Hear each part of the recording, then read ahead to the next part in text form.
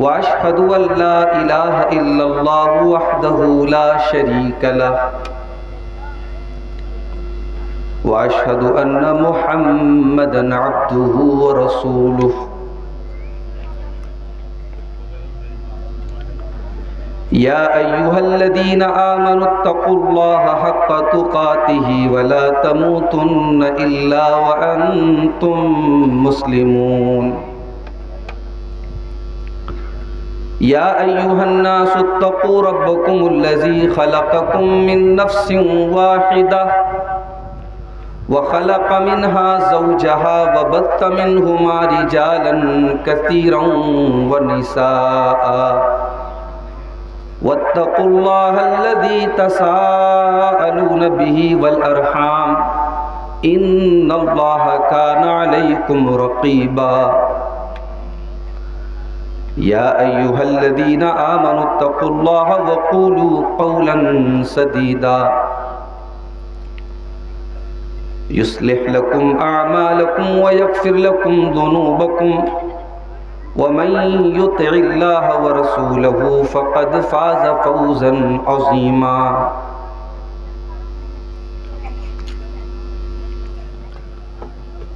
अम्मा बअदु फ़इन्न ख़ैरल हदीथि किताबुल्लाह व ख़ैरल हदी हदी मुहम्मदिन सल्लल्लाहु अलैहि वसल्लम व शर्रल उमूरि मुहदसातुहा व कुल्ल मुहदसतिन बिदअह व कुल्ल बिदअतिन ज़लालह व कुल्ल ज़लालतिन फिन्नार। अऊज़ु बिल्लाहि मिनश शैतानिर रजीम। बिस्मिल्लाहिर रहमानिर रहीम। यस्तग़फ़ून मिनन नासि वला यस्तग़फ़ून मिनल्लाहि व हुवा मअहुम इज़ युबय्यितूना मा ला यर्दा मिनल क़ौल व काना अल्लाहु बिमा यअमलूना मुहीता। वक़ाल तआला फ़ी मक़ामिन आख़र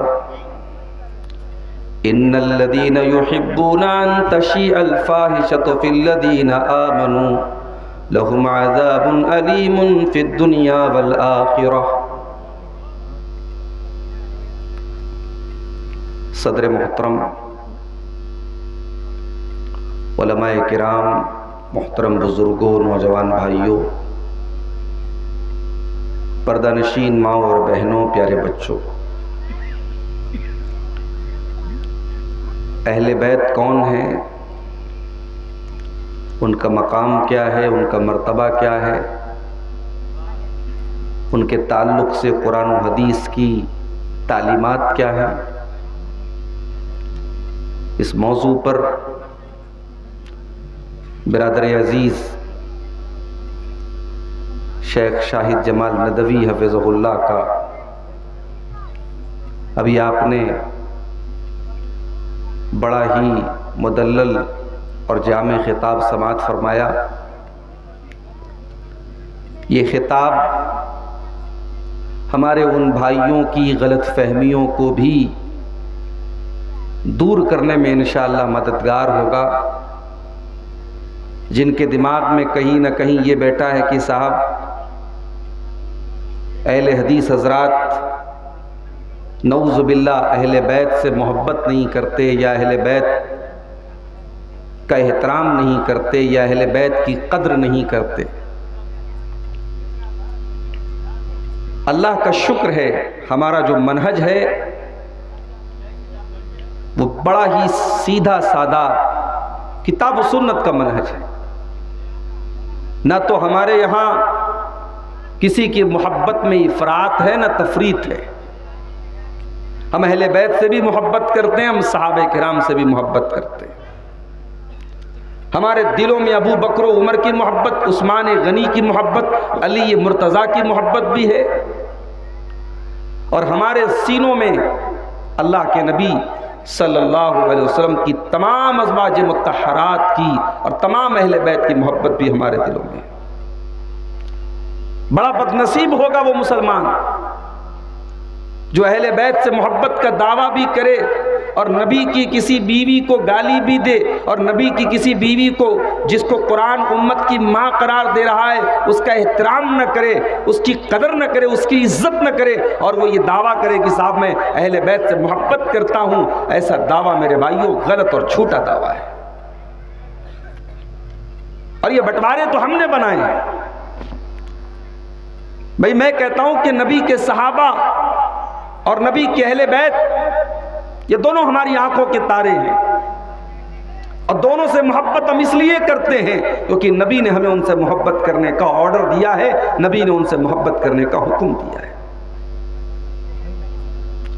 अल्लाह से दुआ कीजिए अल्लाह ताला हमें अहले बैत से भी मोहब्बत करने की तौफीक दे और सहाबे किराम से भी मोहब्बत, और वो मोहब्बत जो कुरान और सुन्नत की रोशनी में हो, जो एतदाल वाली मोहब्बत हो, उस मोहब्बत पर अल्लाह ताला हम सबको चलने की तौफीक अता फरमाए, आमीन। मेरे भाइयों, दुनिया में हम बहुत सारे काम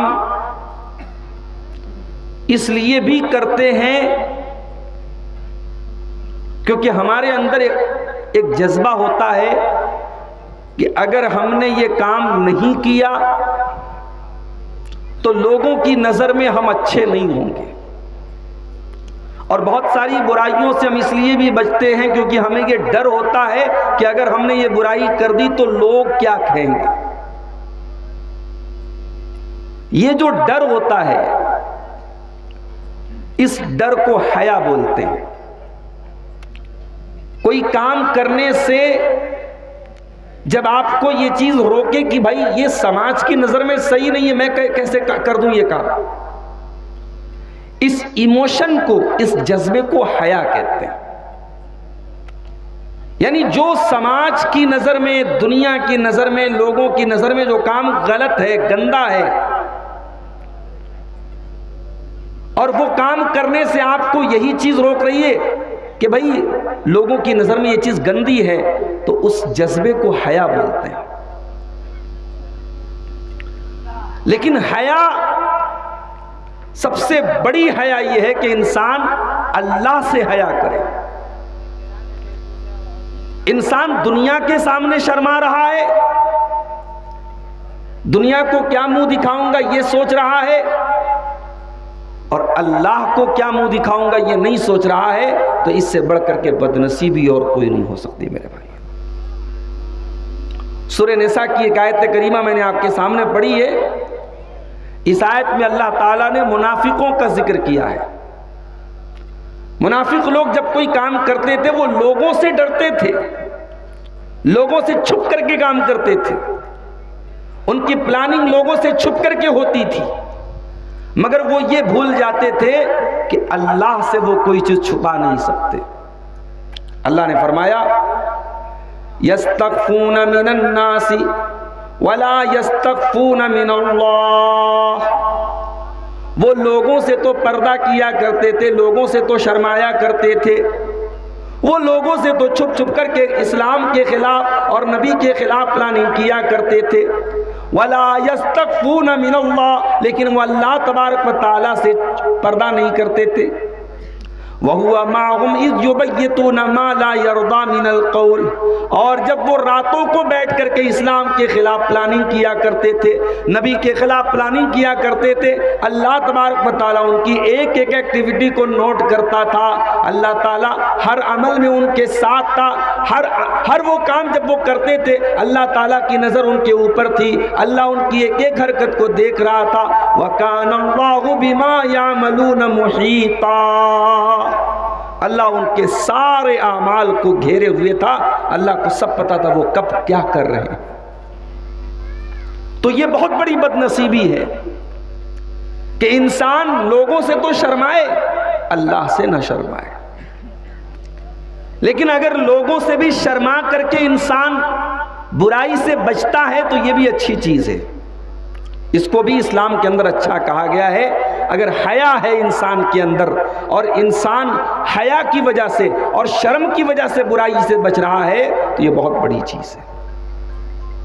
और याद रखिए मेरी बात, अगर इंसान के अंदर से हया निकल जाए, इंसान बेहया हो जाए, इंसान के अंदर से बुराई को बुराई समझने की जो सेंस होती है वो सेंस निकल जाए।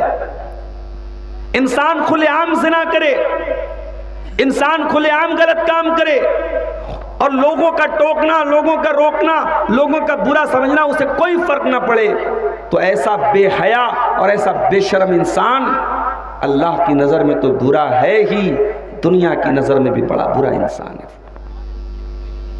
अल्लाह के प्यारे नबी सल्लल्लाहु अलैहि वसल्लम फरमाते हैं, इन्ना मिम्मा अदरकन्नासु मिन कलामिन नबुव्वतिल ऊला, पहले के नबियों की जो बातें हम तक पहुंची हैं, पहले के नबियों की जो बातें हम तक पहुंची, उनमें एक बात यह भी है, इज़ा लम तस्तही फस्ना मा शीता, अगर तुम्हारे अंदर हया नहीं है तो तुम कुछ भी कर सकते हो। इंसान के अंदर जब तक हया है, इंसान बहुत सारी बुराइयों से बच सकता है। जब इंसान बेहया हो गया, जब इंसान बेगैरत हो गया, कुछ भी कर सकता है। और आज सबसे बड़ा फुकदान अगर समाज में है मेरे भाइयों, इसी हया का है। जमाना तो तरक्की कर रहा है, इसी मुबारकपुर की और इसी मऊ की और इसी आजमगढ़ की सरजमीन पर आज से 20 साल पहले का लाइफ स्टाइल और आज के लाइफ स्टाइल में बड़ा फर्क है साहब।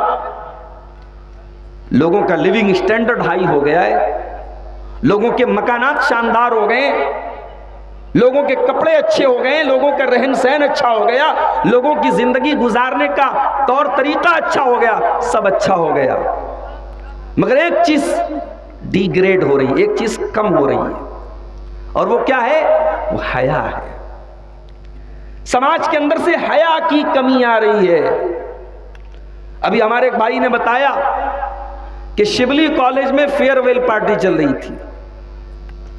आजमगढ़ का बड़ा मशहूर इदारा है शिवली कॉलेज।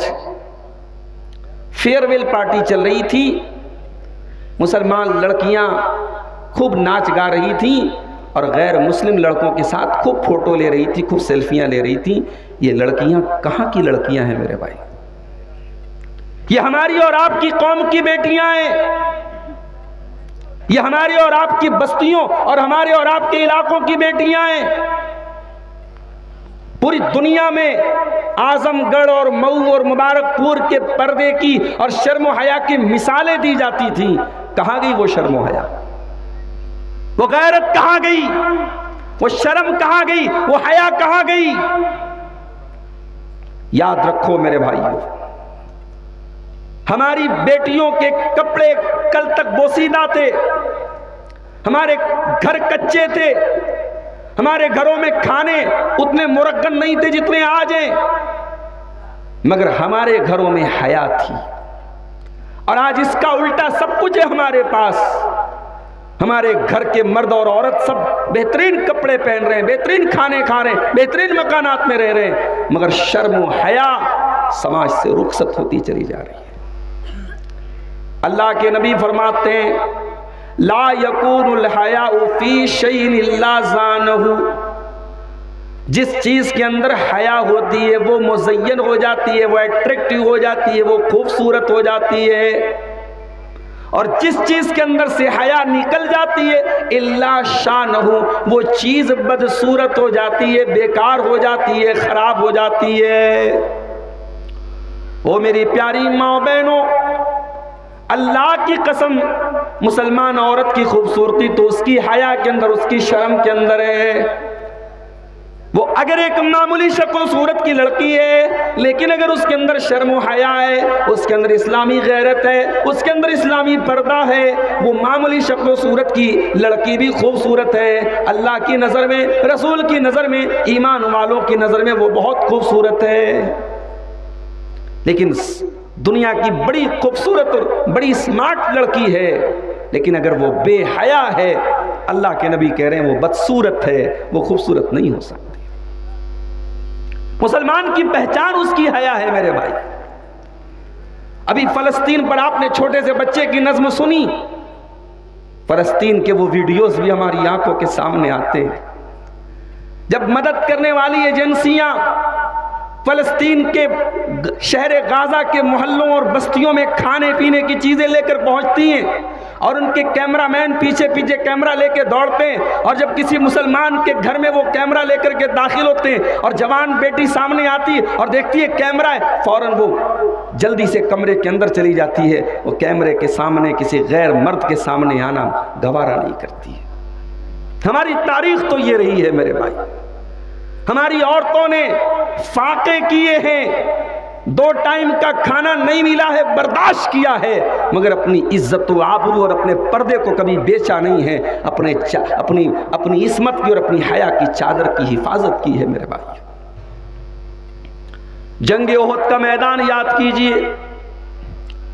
एक बुढ़िया औरत जंग के मैदान में आती है, उसका बेटा उसी मैदान ओहद में शहीद हो चुका है। अपने बेटे का पता करने आती है, मालूम ही होता है कि बेटा शहीद हो चुका है, बेटा इंतकाल कर चुका है। बूढ़ी औरत है, सर से पैर तक पर्दे में आती है, चेहरे को छुपा करके आती है, चेहरे को कवर करके आती है।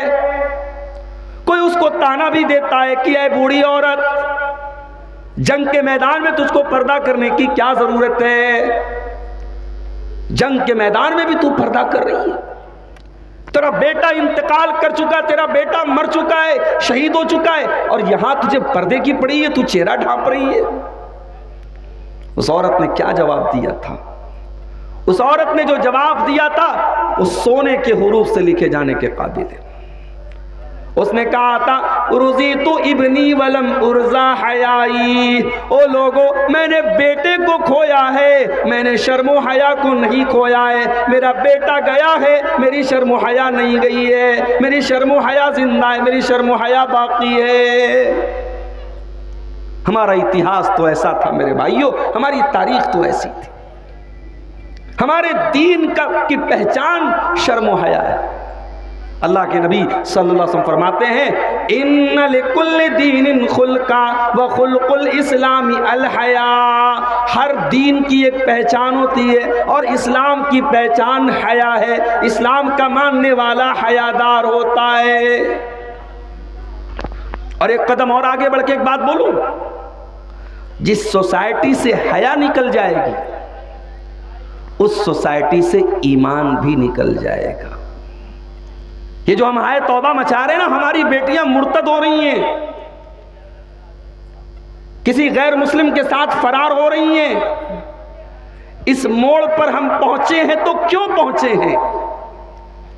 और अफसोस की बात तो ये है कि मुर्तद होने वालों में वो लड़कियां भी हैं जो घर से मुकम्मल नकाब में निकलती हैं, हाथों में दस्ताने पहन करके निकलती हैं, और आंखों पर भी जाली नुमा नकाब रहता है, और सर से पैर तक वो नकाब में निकलती हैं। और मोहल्ले वालों ने कभी उनके हाथ, हथेली उनके हाथ की नहीं देखी, उनके पाँव की का जो है उनके पाँव कभी नहीं देखे, उनकी उंगलियां कभी नहीं देखी। वो औरतें और वो लड़कियां भी आज इस इर्तिदाद के जाल में फंस रही हैं। इसका मतलब ये हुआ कि सिर्फ अपनी लड़की को नकाब पहना देना ये काफी नहीं। माफ करना मेरे भाइयों, अपनी बेटियों को सिर्फ नकाब पहना देना, घर से पर्दे में निकाल देना ये काफी नहीं है। उस नकाब का मकसद क्या है, वो नकाब आपकी बेटी क्यों पहन रही है, ये तालीम भी अपनी बेटियों को देना जरूरी है। हमारे वो भाई जिन्होंने अपने घर की औरतों को हमेशा मस्जिदों से दूर रखा, जुमा के खुतबों से दूर रखा, ईदगाह से दूर रखा, उन्हें अपने फतवों पर जाकर के नजरसानी करना चाहिए। उन्हें अपने मुफ्तियों का गरेबान जाके पकड़ना चाहिए कि आज कौम की बेटियां इस स्टेज पर पहुंच गई और तू फतवे देता रहा कि मस्जिद में जाना हराम, ईदगाह में जाना हराम, ईदगाह में जाना फितना, मस्जिद में जाना फितना, जुमा का खुतबा सुनना फितना। औरत मार्केट जाए तो फितना नहीं, औरत जायका दरबार में खाना खाने जाए तो फितना नहीं, औरत शिवली कॉलेज में नाचने जाए तो फितना नहीं, औरत कॉलेजों में पढ़ने जाए तो फितना नहीं। क्या दुनिया का सारा फितना मस्जिदों में और ईदगाह के अंदर पैदा हो गया? मेरे भाइयों, इन फतवों ने हमारी कौम की बेटियों को दीन से दूर रखा। और आज हालात ये हैं कि कौम की बेटी नकाब तो पहनती है, पर्दा तो करती है, मगर पर्दे का मकसद क्या है, नकाब का मकसद क्या है, उस जवान बेटी को कभी किसी ने बताया ही नहीं। इसीलिए अल्लाह ताला कुरान करीम में जब पर्दे का हुक्म देता है तो पर्दे का मकसद भी बयान करता है। या अय्युहन नबी कुल अज़वाजिका व बनातिका व निसाइल मुमिनीन, ऐ नबी अपनी बेटियों से भी कह दीजिए, अपनी बीवियों से भी कह दीजिए। अभी अहले बैत की अजमत पर तकरीर हो रही थी। हमारे बहुत सारे भाई कहते साहब नबी की तो सिर्फ एक बेटी थी, सैयदा फातिमा ज़हरा। ये कौन सी मोहब्बत अहले बैत है, ये कौन सी मोहब्बत अहले बैत है कि आप कुरान के अकीदे का इनकार कर रहे हैं। कुरान तो कह रहा है कि नबी की बेटी नहीं थी, नबी की बेटियां थीं। हदीस की किताबें बताती है नबी की 4 बेटियां थीं, सीरत की किताबें बताती है नबी की 4 बेटियां थीं। और कौन सा अकीदा हम लेके बैठेंगे साहब, हम एक बेटी को बेटी मानते हैं और 3 बेटियों को बेटी मानने को तैयार नहीं है। यहां अल्लाह अपने नबी से कह रहा है, नबी अपनी बीवियों से कह दो और अपनी बेटियों से कह दो। बेटी नहीं का बेटियों, वह बनाती का अरबी जबान में बिंत की जमा आती है, बनात। बनात प्लूरल के लिए आता है। अरबी जबान में कम से कम 3 चीजों के लिए प्लूरल आता है, यानी नबी की बेटियां 2 से ज्यादा हैं, 1 भी नहीं है, 2 भी नहीं, 2 से ज्यादा हैं, कम से कम 3 हैं। और हदीस और सीरत की किताबें बताते हैं नबी की 4 बेटियां। ऐ नबी अपनी बीवियों से कह दीजिए, अपनी बेटियों से कह दीजिए, व निसाइल मोमिनीन, और अपनी तमाम मुसलमान औरतों से कह दीजिए, युदनीना अलैहिन्ना मिन जलाबीबिहिन्ना, जब वो अपने घर से निकला करें तो अपने ऊपर जिल्बाब डाल ले, अपने ऊपर चादर डाल ले, अपने ऊपर बुर्का डाल ले, नकाब डाल ले। क्यों डाल ले? ज़ालिका अदना अन युरफ़ना फला युज़ैन, ये पर्दा, ये पहचान बन जाएगा, दुनिया को ये मैसेज दे देगा, हम नकाब पहनने वाली लड़कियां हैं, हम बुर्का पहनने वाली लड़कियां हैं, हम पर्दा करने वाली लड़कियां हैं, और कोई हमको छेड़ने की जरूरत न करे, कोई हमारे करीब आने की जरूरत न करे। हम तो घर से निकले तो जिल्बाब में निकले, नकाब में निकले। ये पर्दा तो तुझे प्रोटेक्शन देने के लिए था, ये पर्दा तो तेरी इज्जत व आबरू को बचाने के लिए था। ऐ मेरी बहन, आज इस पर्दे का इतना बड़ा मिसयूज हो रहा है कि तू किसी काफिर के साथ, किसी मुशरिक के साथ इस नकाब में तू गुलछर्रे उड़ा रही है। इससे बढ़ करके इस कौम के लिए चुल्लू भर पानी में डूब मरने का क्या मकाम होगा मेरे भाई। इस कौम के लिए चुल्लू भर पानी में डूब मरने का मकाम है कि हमारी कौम की बेटी नकाब में और पर्दे में किसी मुशरिक और किसी काफिर के साथ होटलों में बैठ करके गुलछर्रे उड़ा रही है। इसका मतलब कि उसने इस नकाब की, इस पर्दे की वैल्यू को नहीं समझा। तो हमारी पहचान तो शर्म व हया है मेरे भाई। और जब शर्म व हया की बात आई है तो नबी की वो हदीस भी हमारे सामने होनी चाहिए। अल्लाह के नबी ने शर्म व हया को ईमान के साथ जोड़ा था। जहां शर्म व हया होगी वहां ईमान होगा, जहां ईमान होगा वहां शर्म व हया होगी। अल्लाह के नबी फरमाते हैं अल हयाउ मिनल ईमान, हया भी ईमान का एक हिस्सा है। और आपने तबरानी की एक रिवायत में आपके फरमान भी मौजूद है। आपने फरमाया अल हयाउ वल ईमान कुरना जमिया, हया और ईमान दोनों एक दूसरे के साथ जुड़े हुए हैं। जब तक हया है तब तक ईमान है, जब तक ईमान है तब तक हया है। एक अंसारी सहाबी अपने भाई को डांट रहे थे, मार रहे थे। उनका भाई बड़ा शर्मीला था तो अल्लाह के नबी ने कहा दाहू, छोड़ दो अपने भाई को, मत डांटो, मत मारो। फ़इन्नल हया मिनल ईमान, इंसान का शर्मीला होना, हयादार होना, ये ईमान की निशानी है। और यहाँ एक जुमला नोट कर लो मेरा, हमारे यहाँ अगर कोई मर्द के अंदर अगर हया है तो इसको ऐब माना जाता है कि भाई फला आदमी बड़ा हयादार है। मर्द का हयादार होना ये ऐब नहीं, ये खूबी है मेरे भाई। इस दुनिया की सबसे अजीम शख्सियत, सारे इंसानों में सबसे अजीम इंसान जनाब मुहम्मदुर रसूलुल्लाह सल्लल्लाहु अलैहि वसल्लम भी हयादार थे। कितने हया वाले थे आप? अबू सईद खुदरी से पूछो, नबी के बड़े ख़ास सहाबी हैं, वो तुम्हें बताएंगे। हज़रत अबू सईद खुदरी कहते हैं, काना अशद्द हया मिनल अज़राइ फ़ी खिदरिहा, अल्लाह के प्यारे नबी इस कदर हया वाले थे। एक कुंवारी लड़की जो पर्दे में रहने वाली होती है, जो घर में पर्दे में रहती है, उस कुंवारी लड़की से भी ज़्यादा शर्मीले अल्लाह के प्यारे नबी थे। शर्मीले थे आप, शर्म हया वाले थे आप। और सिर्फ आप ही हया वाले नहीं थे, आपसे पहले भी जितने नबी आए सब शर्म हया वाले नबी थे। हजरत मूसा अलैहिस्सलाम बड़े जलाली पैगंबर थे, वो भी बड़े शर्मीले और हया वाले थे। सही बुखारी की रिवायत है, हजरत मूसा अलैहिस्सलाम इतने हया वाले थे, कभी किसी ने उनको बगैर कपड़ों के नहीं देखा था। भाई मर्द जो होता है, कभी ऐसा भी होता है कि गर्मी में इंसान गर्म बहुत हो रहा है, बनियान उतार दिया, घर के बाहर टहल रहा है, मोहल्ले वाले देख रहे हैं, पड़ोसी देख रहे हैं। हजरत मूसा अलैहिस्सलाम इतने हया वाले थे, उनको बगैर कपड़े के किसी ने देखा ही नहीं था। कभी वो किसी आम आदमी के सामने कभी कपड़ा उतारते ही नहीं थे। तो यहूदियों ने, बनी इसराइल ने उनके बारे में एक बात उड़ानी शुरू कर दी कि इनको लग रहा है कोई बीमारी है, इनके ऊपर कुछ दाग है, ये कभी किसी के सामने इन्होंने अपना बदन खोला नहीं है, इनका सतर कभी किसी के सामने खोला नहीं है, इसका मतलब ज़रूर इनको कोई बीमारी है। अब ये बात फैल गई पूरे यहूदियों में, बनी इसराइल में। अब अल्लाह तबारक व तआला ने हज़रत मूसा अलैहिस्सलाम को इस इल्ज़ाम से बरी करने के लिए अल्लाह ने हज़रत मूसा के लिए एक मोजज़ा ज़ाहिर किया। एक दिन हज़रत मूसा नहा रहे थे, अकेले में नहा रहे थे और कपड़ा उतार करके नहा रहे थे, और कपड़ा एक पत्थर के ऊपर उन्होंने रखा था। इससे पता ये चला कि अगर बाथरूम पैक है, पैक बाथरूम के अंदर बगैर कपड़े के भी आदमी नहा सकता है, बदन पे कोई कपड़ा ना हो तो भी नहा सकता है, कोई हरज की बात नहीं अगर बाथरूम पैक है। हज़रत मूसा अलैहिस्सलाम तन्हाई में नहा रहे थे और कपड़ा उतार करके उन्होंने एक पत्थर पे रखा था। अब जब वो नहा चुके और कपड़ा लेने के लिए पत्थर के पास पहुंचे, अल्लाह तबारक व तआला ने पत्थर को हुक्म दिया और पत्थर इनका कपड़ा लेके भागने लगा।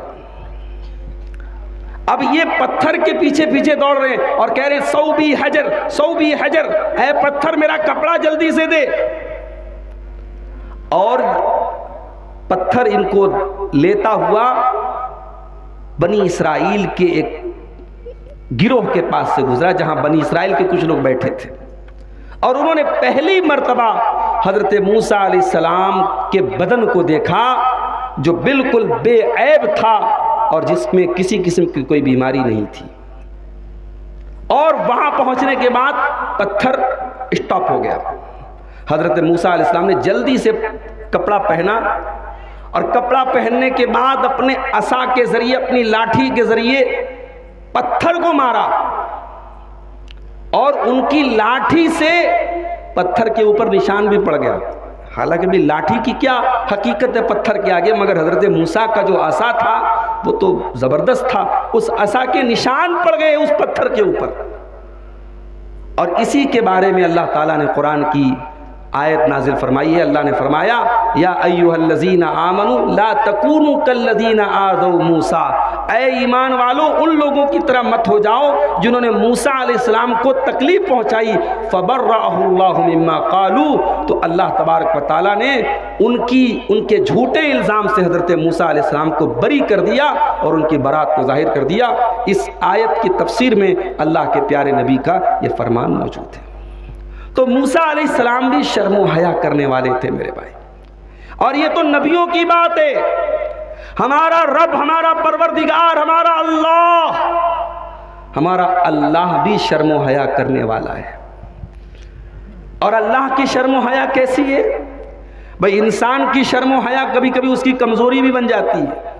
इंसान इसलिए शर्माता है क्योंकि वो कमजोर होता है, मगर अल्लाह की शर्म हया कोई कमज़ोरी की वजह से नौज़ुबिल्लाह नहीं है। अल्लाह की शर्म हया उसकी शान के लायक है। अल्लाह के नबी फरमाते हैं, तिरमिज़ी की सही रिवायत है, इन्नल्लाह हय्युन करीमुन, अल्लाह ताला बड़ी हया वाला है, बड़ा करम वाला है। यस्तही इज़ा रफ़ा रजुल इलैहि यदैहि, जब बंदा अल्लाह की बारगाह में अपने दोनों हाथ उठाता है, अन यरुद्दहुमा सिफ़रन खाइबतैन, अल्लाह ताला अपने बंदे को खाली हाथ लौटाने से शर्माता है।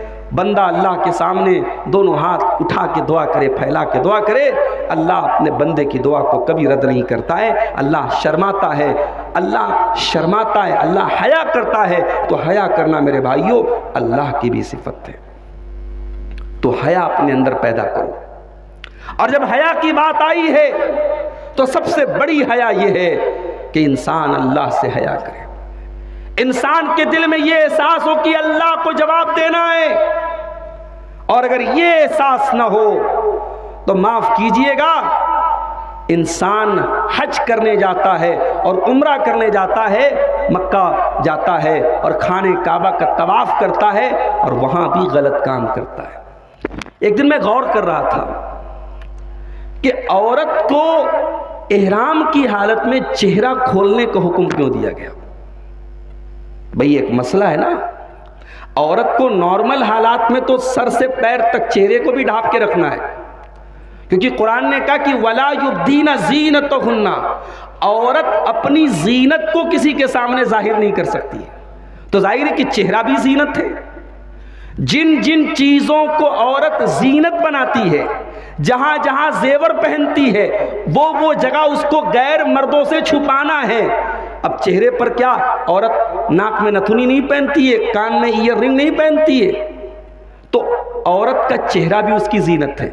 हाथों में औरत चूड़ी पहनती, कंगन पहनती, तो हाथ भी उसकी जीनत है। पैरों में पायल पहनती, पैर भी जीनत है। तो औरत को सर से पैर तक अपने बदन को गैर मर्द से छुपाना है, ये कुरान का हुक्म है। वला युब्दीना ज़ीनतहुन्ना, औरत गैर मर्द के सामने अपनी जीनत जाहिर न करे। मैं गौर करने लगा कि यार ये एहराम की हालत में औरत को चेहरा खोलने का हुक्म क्यों दिया गया। ये बहुत बड़ा इम्तिहान है भाई। एक इंसान उम्रा करने गया है, हज करने गया है, अल्लाह के घर में है, एहराम की हालत में है, और वहां जितनी औरतें एहराम की हालत में सबका चेहरा खुला है, अल्लाह के हुक्म से खुला है। अल्लाह चाहता तो कह देता कि जैसे आम हालात में पर्दा करना है वैसे हालत एहराम में भी पर्दा करना है, चेहरे को कवर करके रखना है, मगर वहां चेहरा खोलने का हुक्म दिया गया। इंसान को के लिए जब गुनाह करना आसान हो जाए, इंसान के लिए जब गुनाह करना आसान हो जाए तो वहां पर ईमान की और तकवा की आजमाइश ज्यादा होती है मेरे भाई। एहराम की हालत में आपके सामने हजारों औरतें अपने चेहरे को खोल करके अल्लाह के घर में और खाने काबा के पास तवाफ कर रही हैं। अब आप अपने आप को, अपनी आंखों को बचाते हैं या नहीं बचाते हैं, ये इम्तिहान है, आपके उम्रा का इम्तिहान है, आपके हज का इम्तिहान है। इसीलिए जब अल्लाह के नबी हज और उम्रा का जिक्र करते हैं तो बार बार क्या फरमाते हैं, मन हज फलम यरफुस वलम यफसुक रजा कयौमिन वलदतु उम्मुहु, जो हज करके आता है और हज के दौरान कोई बेहुदा काम नहीं करता, कोई गंदा काम नहीं करता, जब वो हज करके आता है तो ऐसे लौटता है जैसे उसकी माँ ने उसको जन्म दिया है, आज ही उसकी माँ ने उसको पैदा किया है। इम्तिहान है आपके तकवा का। और मैंने देखा कि साहब वहाँ तवाफ के दौरान भी मोबाइल पर कोई बैठ करके, अल्लाह के घर में बैठ करके, खाने काबा से कुछ दूरी पर बैठ करके कोई मोबाइल पर गेम खेल रहा है, कोई आईपीएल का स्कोर भी देख रहा है। वहाँ अल्लाह के उस घर में बैठ करके भी अगर इंसान के अंदर अल्लाह की हया न हो, अल्लाह की शर्म न हो, अल्लाह के सामने मुंह दिखाने का डर न हो, तो मेरे भाइयों मुबारकपुर और अमीलों की सरजमीन पर गुनाह करने वाला तो गुनाह करेगा ही करेगा। वो मक्का और मदीना जा करके भी गुनाह करेगा, वो नबी की मस्जिद में जा करके भी गलत काम करेगा, वो खाने काबा के पास बैठ करके भी गुनाह का काम करेगा। इसीलिए अल्लाह कुरान में हमसे कहता है, वमा तकूनु फी शानिन वमा ततलू मिन्हु मिन कुरआनिन वला तामलून मिन अमलिन इल्ला कुन्ना अलैकुम शुहूदा। ऐ नबी आप जिस हाल में भी होते हैं आप कुरान की तिलावत करते रहते हैं, और ऐ ईमान वालों तुम जो भी अमल करते रहते हो इल्ला कुन्ना अलैकुम शुहूदा, हम तुम्हारे ऊपर गवाह होते हैं, हम तुम्हारे ऊपर निगरां होते हैं। इज़ तुफीदूना फीही, जब तुम वो काम करते रहते हो हम तुम्हारे ऊपर निगरानी करते रहते हैं। वमा याज़ुबु रब्बिका मिन मिस्काली दर्रतिन फिल अर्दि वला फिस समाई वला असग़रा मिन ज़ालिका वला अकबरा इल्ला फी किताबिम मुबीन। एक जर्रा के बराबर भी कोई अमल, कोई चीज़ ज़मीन के अंदर कहीं पर हो, आसमान के अंदर कहीं पर हो, अल्लाह की किताब में, अल्लाह की तकदीर की किताब में उसको भी लिखा गया है, लौह महफूज के अंदर उसको भी लिखा गया, उसका भी रिकॉर्ड मौजूद है। तो अल्लाह की कुदरत से हम बाहर नहीं निकल सकते मेरे भाई। इसीलिए अल्लाह के नबी ने एक मरतबा सहाबा किराम से कहा, इस्तहयू मिनल्लाहि हक़्क़ल हया, ऐ मेरे सहाबा अल्लाह से हया करो, अल्लाह से शर्माया करो जैसा अल्लाह से शर्माने का हक है। सहाबा ने कहा अल्लाह के नबी अल्लाह का शुक्र है कि हम अल्लाह से शर्माते हैं। आपने फरमाया नहीं नहीं ऐ मेरे सहाबा, अल्लाह से शर्माने का मतलब वो नहीं जो तुम समझते हो। ऐ मेरे सहाबा कान खोल करके सुन लो, अल इस्तिहयाउ मिनल्लाहि हक़्क़ल हया, अल्लाह से शर्माना, अल्लाह से हया करने का मतलब ये अंता फजर रास वमा वा वल बतना वमा हवा व अंत तज़क्करल मौत वल बिला। आपने फरमाया अल्लाह से शर्माने का मतलब ये है कि अपने सर की हिफाजत करो और सर के अंदर जितनी चीजें हैं उनकी हिफाजत करो। सर के अंदर कौन कौन सी चीज है भाई? सर के अंदर आंख है, आंख की हिफाजत करो भाई। आप अल्लाह ताला के यहाँ ये दलील देके बच नहीं जाएंगे। माहौल बड़ा खराब था, मुबारकपुर में मेला लगा हुआ था, मार्केट लगा हुआ था, मैं गुजर रहा था, बड़े रंग बिरंगे कपड़े पहने लड़कियां गुजर रही थी, मैंने थोड़ा सा अपनी आंखों को महसूस कर लिया। ये दलील वहां काम नहीं देगी, आपको हिफाजत करना है अपनी आंखों की।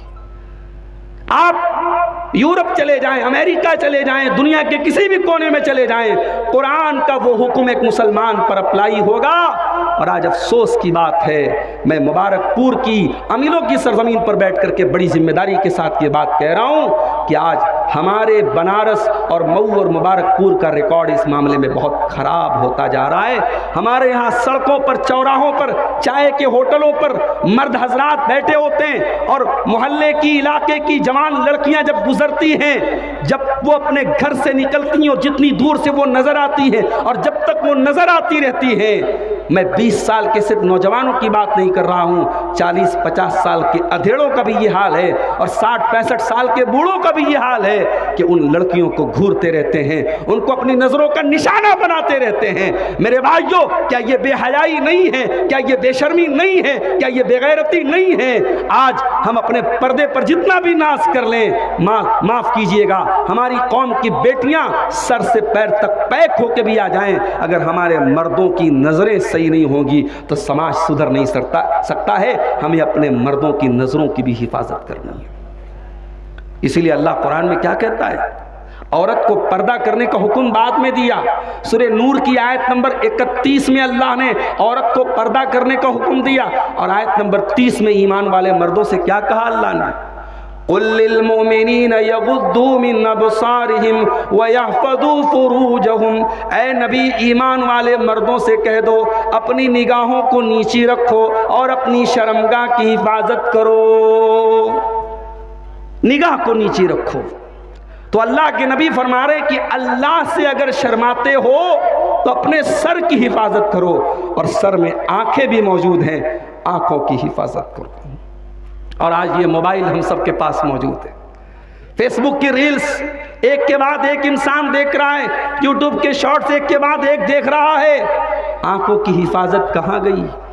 न आलिम हिफाजत कर रहा है, न जाहिल हिफाजत कर रहा है, न माँ हिफाजत कर रही है, न बेटी हिफाजत कर रही है, न जवान हिफाजत कर रहा है, न बूढ़ा हिफाजत कर रहा है। मैं कह रहा हूँ मेरे भाइयों, अपनी आंखों की हिफाजत करो, हर उस चीज से अपनी आंखों को बचाओ जो गलत है, जो बेहयाई है, जो बेशर्मी है, उस मंजर को देखने से अपनी आंखों को बचाओ।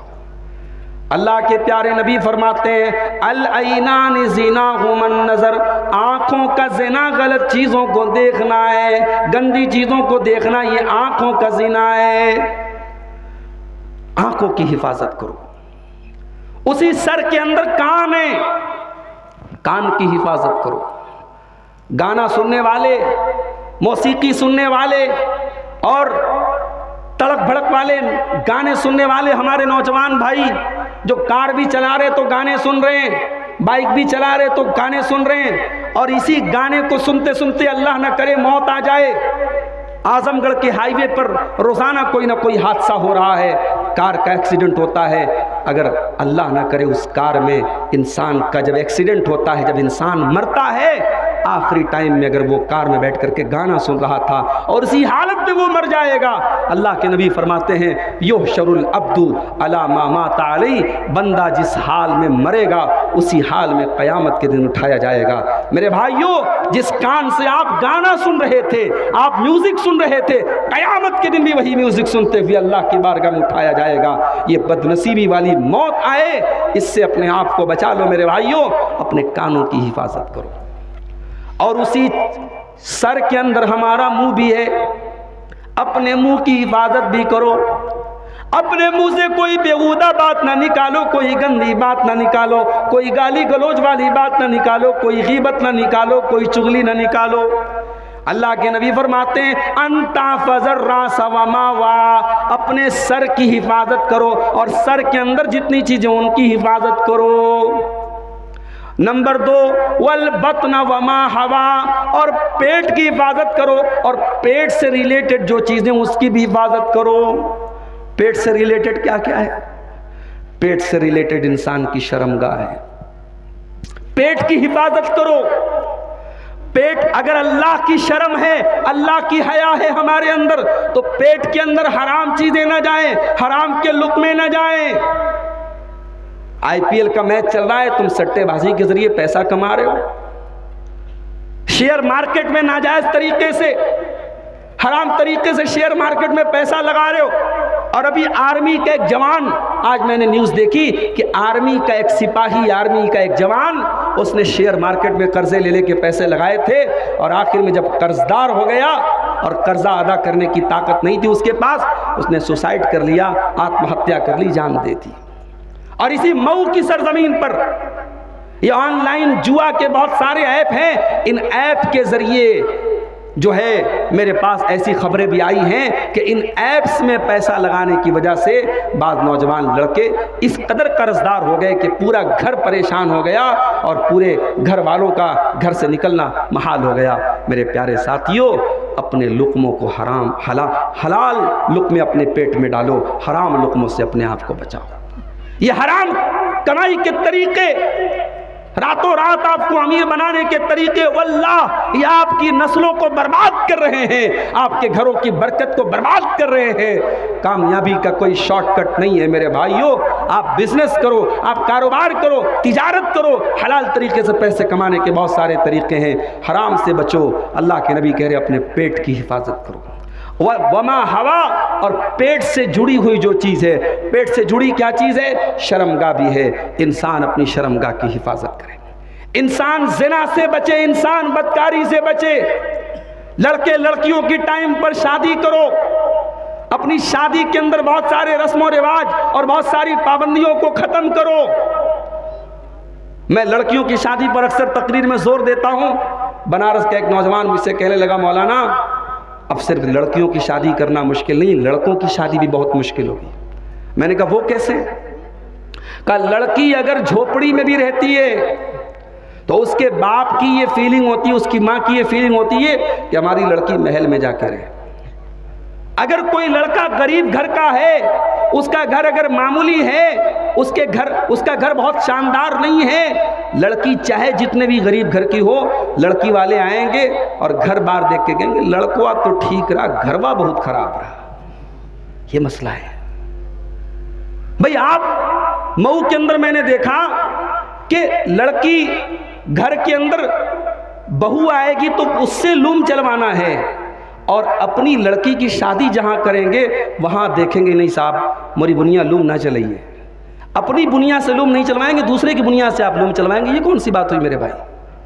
तो ये जो हमारे यहाँ दुनिया भर के ढकोसले हैं और ये जो झूठे रस्मो रिवाज है, इनकी वजह से भी आज शादियों में अड़चनें आ रही हैं। 30-30 साल के 35-35 साल के लड़के, साहब अब सऊदी कमाने चला गया लड़का, अब वो 5 साल के बाद जब आएगा तब हम उसकी शादी करेंगे हैं। अगर किसी लड़के की 3 बहनें हैं, लड़का जवान हो चुका है, उसकी बहनें छोटी हैं, मगर शर्त लग गई पहले बहनों की शादी होगी तब लड़के की शादी होगी। इस तरीके से बहुत सारी शर्तें लगा करके हमने निकाह को मुश्किल कर दिया है। मेरे भाइयों, ये सहाबा का दौर नहीं है, ये नबी का दौर नहीं है, ये 2024 का दौर है, ये फितरों का दौर है, ये जिना और बदकारी के उरूज का दौर है। इस दौर में आपने अपनी नौजवान नस्ल को अगर निकाह को आसान नहीं किया, अपने लड़के लड़कियों की शादी वक्त पर नहीं की, आप अपने घर को, अपने परिवार को बदकारी और जिनाकारी से नहीं बचा पाएंगे, बहुत मुश्किलात खड़ी हो जाएंगी। इसलिए अपने लड़के लड़कियों की सही वक्त पर शादी करो, शर्मगाह की हिफाजत करो। मेरे नबी फरमाते हैं 2 चीज़ों की गारंटी ले लो, मैं तुमको जन्नत की गारंटी देता हूँ,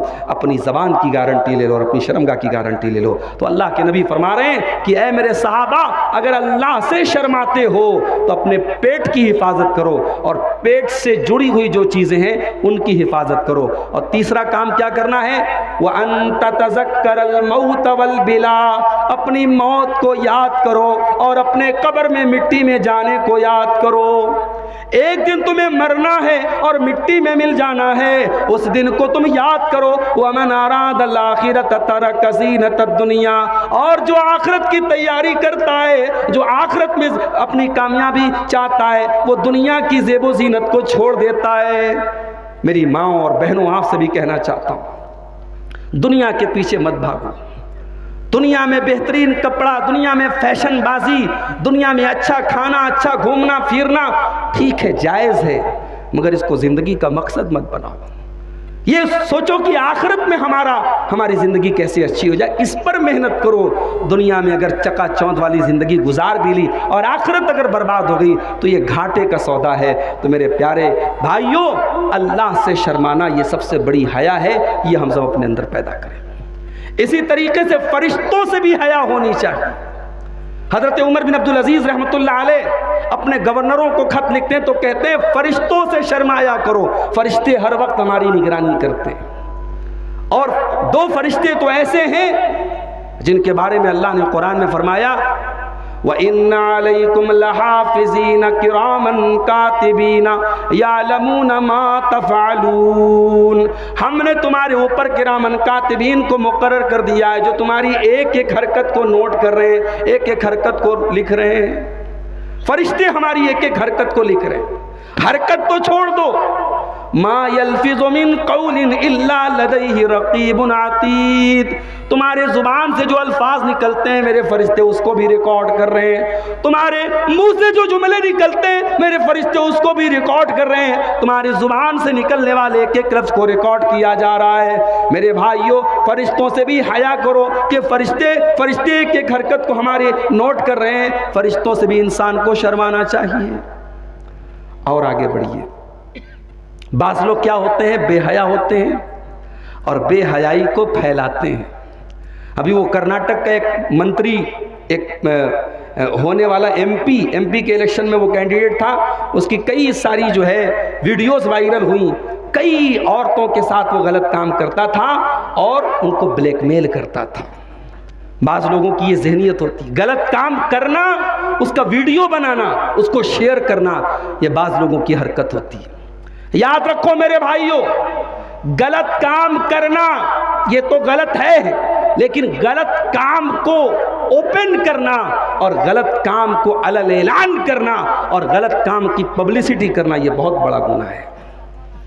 अल्लाह के प्यारे नबी फरमाते हैं, कुल्ल उम्मती मुआफ़न इल्लल मुजाहिरीन, मेरी उम्मत के तमाम लोगों के गुनाहों की माफ़ी हो जाएगी, मगर खुल्लम खुल्ला गुनाह करने वाले और गुनाह का ऐलान करने वालों की माफ़ी नहीं होगी। आपने फरमाया गुनाह के ऐलान करने का मतलब यह है कि रात में इंसान ने कोई गलत काम किया, अल्लाह ने उसके अमल पर पर्दा डाल दिया था, मगर सुबह होने के बाद वो अल्लाह के पर्दे को चाक करता है और लोगों को बताता है है मैंने ये किया, मैंने ये किया। वो अपने गलत अमल की पब्लिसिटी करता है, अपने गलत अमल को फैलाता है। ये वो इंसान है जिसकी माफ़ी अल्लाह ताला के यहाँ नहीं होने वाली है। गलत काम को अगर फैलाता है कोई, बाज़ नौजवान होते हैं, कोई गंदा वीडियो डाउनलोड किया मोबाइल पर, दोस्तों से कहते हैं भेजूं क्या तुझे, उससे भेजते हैं, उसे शेयर करते हैं। गंदी चीज़ों को खुद इस्तेमाल करना और फिर शेयर करना, ये डबल गुनाह है मेरे प्यारे साथियों, और इसका अजाब दुनिया में भी इंसान को मिलेगा। अल्लाह ने फरमाया सूरह नूर के अंदर, इन्नल्लज़ीना युहिब्बूना अन तशियल फाहिशतु फिल्लज़ीना आमनू लहुम अज़ाबुन अलीमुन फिद दुनिया वल आखिरा। जो लोग ईमान वालों के बीच में बेहयाई को फैलाना चाहते हैं, वल्गैरिटी को फैलाना चाहते हैं, गंदगी को फैलाना चाहते हैं, उनको आखिरत में भी अजाब मिलेगा, दुनिया में भी दर्दनाक अजाब मिलेगा। तो बेहयाई से हमें अपने आप को बचाना है। और आखिरी दो बात बयान करके बात खत्म कर रहा हूं। जब बेहयाई से हमें बचाना है तो हमें अपने घर का माहौल ऐसा बनाना होगा कि कहीं ऐसा ना हो कि हमारे घर की लड़कियां निकले तो नकाब में, उनके सर के ऊपर रिदा और चादर भी हो, उनके बदन पर लिबास और नकाब भी हो, मगर उनके अंदर बेहयाई हो। हमें अपने लड़कियों की, अपने घर वालों की ऐसी तरबियत करनी होगी कि वो जब नकाब में निकले तो वाकई में शर्म हया वाली बन करके निकले। कुरान करीम ने हजरत मूसा अलैहिस्सलाम का वाक़या बयान किया। मूसा अलैहिस्सलाम मदियन में एक कुएं के पास बैठे हैं और दो लड़कियां वहां पर अपने जानवरों को पानी पिला रही थी। हजरत मूसा अलैहिस्सलाम ने देखा कि दो लड़कियां किनारे खड़ी हैं और लोगों की लाइन लगी है और वो किनारे अपने जानवरों को लेके खड़ी हैं। हजरत मूसा ने पूछा कि क्या बात है, तुम लोग किनारे क्यों खड़ी हो? उन्होंने कहा कि ए मूसा, ला नस्की हत्ता युस्दिर रिया, मर्दों की लाइन लगी है, जब मर्द हजरात इनकी लाइन खत्म हो जाएगी तब हम अपने जानवरों को पानी पिलाएंगे। वह अबूना शैखुन कबीर, हमारा बाप बड़ा बूढ़ा इंसान है, बूढ़ा हो चुका है, बीमार है, इसलिए हमें ये काम करना पड़ रहा है। हजरत मूसा ने उनकी बकरियों को लिया और लेकर के उनको पानी पिला दिया। अब वो लड़कियां जब चली गईं, हजरत मूसा अलैहिस्सलाम पेड़ के नीचे बैठ करके दुआ करते हैं, रब्बि इन्नी लिमा अंज़लत इलैया मिन खैरिन फ़क़ीर, ऐ अल्लाह मैं तेरे फजलो करम का मोहताज हूँ, तेरे खैर का मोहताज हूँ। अभी मूसा अलैहिस्सलाम ये दुआ कर ही रहे हैं कि कुरान क्या कहता है, फ़जाअतु इहदाहुमा तमशी अला इस्तिहया, उन दोनों लड़कियों में से एक लड़की शर्मा शर्मा के चलते हुए मूसा अलैहिस्सलाम के पास आती है।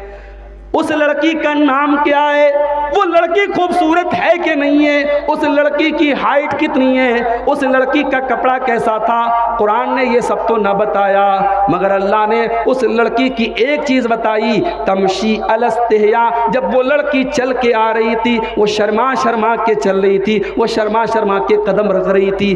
पता ये चला कि एक औरत की शर्म हया इस काबिल है कि कुरान करीम में अल्लाह तबारक व तआला उस लड़की की शर्म हया को कुरान का हिस्सा बनाता है।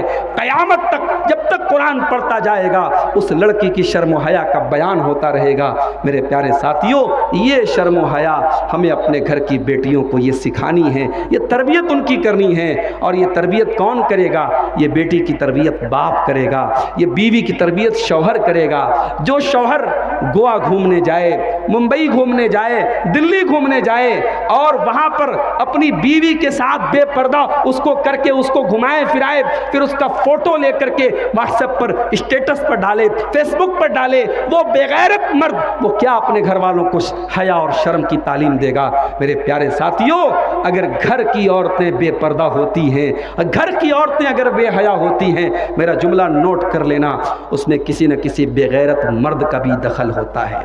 अगर कोई बेटी बेहया होती है, कोई औरत बेहया होती है, उसमें किसी मर्द की बेगैरती का भी दखल होता है। मर्द अगर बागैरत हो, मर्द के अंदर अगर गैरत हो, मर्द के अंदर ये एहसास हो कि नहीं मेरी बीवी है, मैं क्यों नुमाइश करूंगा उसके हुस्न की, मेरी बेटी है, मैं क्यों नुमाइश करूंगा उसके हुस्न की, ये अगर मर्द की सोच होगी तो उस घर के अंदर कभी बेहयाई नहीं आएगी।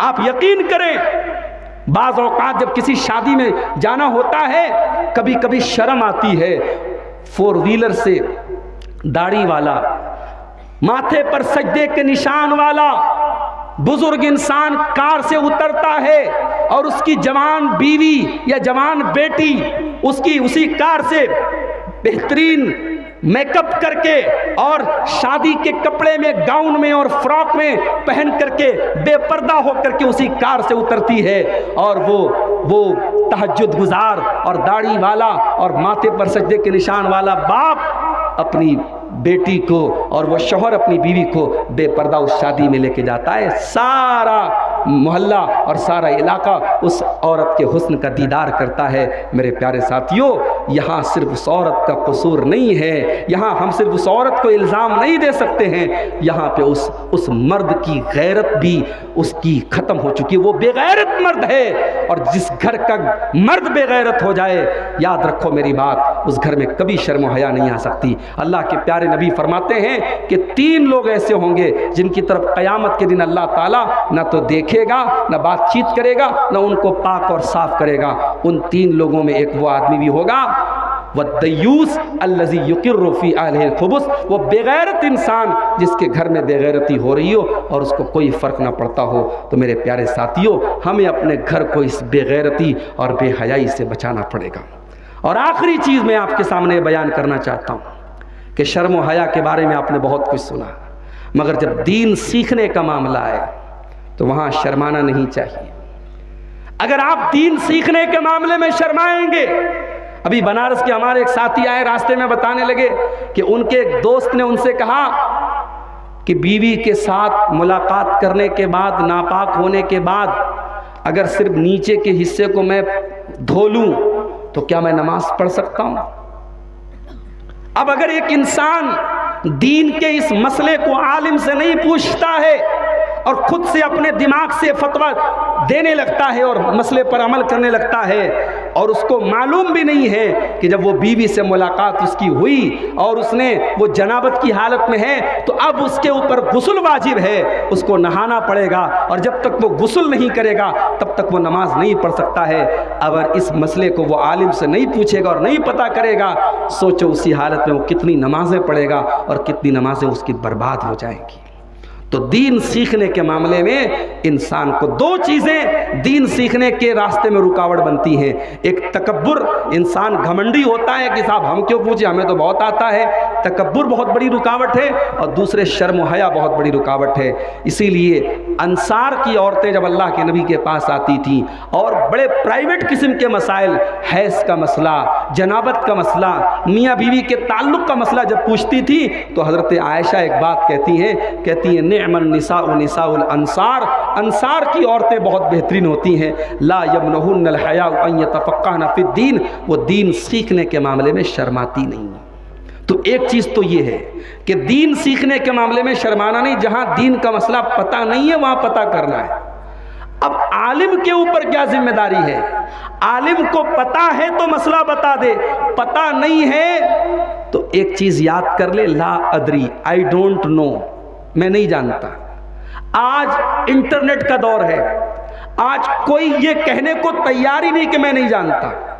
आज तो जिसको कुछ नहीं आता वो भी फेसबुक पर बैठ करके फतवा दे रहा है। अब तो ये व्यू का दौर है, सब्सक्राइबर कितने हैं, अब्दुल गफ्फार साहब आपके चाहने वाले कितने, आपके यूट्यूब पर फॉलोवर कितने। आज तो इंसान की काबिलियत और टैलेंट यूट्यूब पर उसके फॉलोवर और फेसबुक पर उसके फॉलोवर से उसका जो है अंदाज़ा लगाया जाता है। तो इस दौर में मेरे भाइयों, एक इंसान जिसके लिए है दीन का इल्म जवाब दे उसकी, और जो आलिम नहीं है वो फतवा न दे, वो लोगों को मसला न बताए। अगर आप आलिम नहीं हैं और फतवा बताएंगे और मसला बताएंगे तो फिर नबी की हदीस ये भी मौजूद है। अल्लाह के नबी ने फरमाया, क़यामत के पहले ऐसा भी दौर आएगा कि अल्लाह ताला दुनिया से उलमा को उठा लेगा और जब उलमा दुनिया से ख़त्म हो जाएंगे, इत्तख़ज़न नास रुऊसन जुहाला, लोग जाहिलों को अपना मुफ्ती और सरदार बना लेंगे और जाहिल लोग फतवा देंगे और ख़ुद भी गुमराह होंगे और दूसरों को भी गुमराह करेंगे। एक बात मुझसे किसी ने कही कि मौलवी साहब कर्ज़े के ऊपर कुछ तकरीर कर दीजिएगा। अब पता नहीं, हो सकता है कोई कर्जा लेके भाई साहब का बैठा हुआ कर्जा ना दे रहा हो, इसलिए उन्होंने मुझसे प्रेशर डाला है। बहरहाल कर्जे का मामला बड़ा ख़तरनाक है मेरे भाई। अल्लाह के नबी जनाजा पढ़ाते थे तो बाज़ औक़ात सहाबा से पूछते थे कि क्या इनका कर्जा है।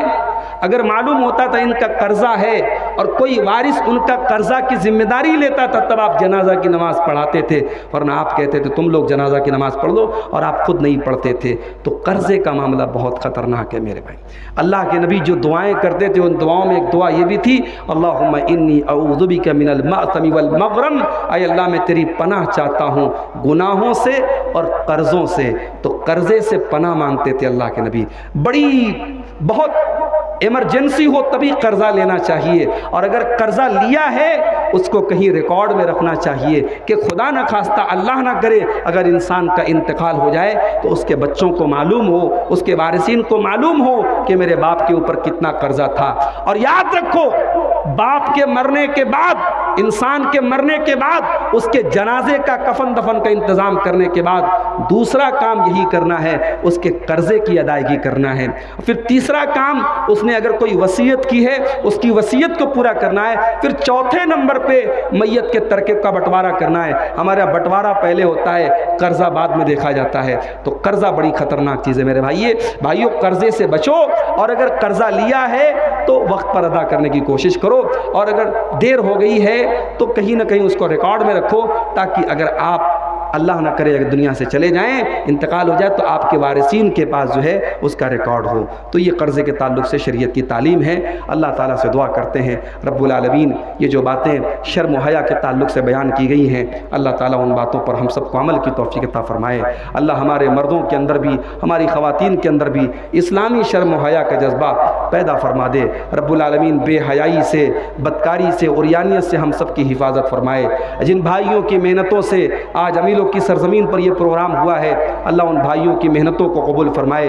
रब्बुल आलमीन हमारे वो उलमा जो यहाँ आए और जिन्होंने खिताब किया, और जो भी इस यहाँ प्रोग्राम में हमारे मर्द और औरतें आई हैं, अल्लाह सब के आने जाने को कबूल फरमाए।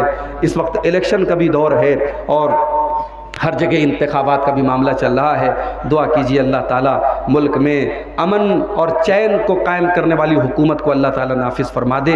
अल्लाह ज़ालिमों के जुल्म से, शरीरों के शर से हम सब की हिफाजत फरमाए। रब्बुल आलमीन हमारे मुल्क में अमन, चैन और सुकून को बाकी रखे। रब्बुल आलमीन हमारी मसाजिद की, हमारे जानो माल की, हमारे इज़्ज़त व आबरू की हिफाजत फरमाए। जो हम में से रोज़ी रोटी से परेशान हैं, अल्लाह उनके कारोबार में बरकत नसीब फरमाए, उनको रिज़्क़ हलाल अता फरमाए। और जो हम में से बीमार हैं, अल्लाह उनको शफाए कामिल अजर अता फरमाए, और हम सबको अल्लाह ताला ईमान के साथ ज़िंदा रखे और ईमान पर हम सब का खात्मा नसीब फरमाए। आमीन। और रब्बना तक़ब्बल मिन्ना इन्नका अंतस समीउल अलीम व तुब अलैना इन्नका अंतत तव्वाबुर रहीम। व सल्लल्लाहु तआला अला नबिय्यिना मुहम्मदिन व अला आलिहि व सहबिहि अजमईन। वस्सलामु अलैकुम व रहमतुल्लाहि व बरकातुहू। जज़ाकुमुल्लाहु खैरन व अहसनल जज़ा।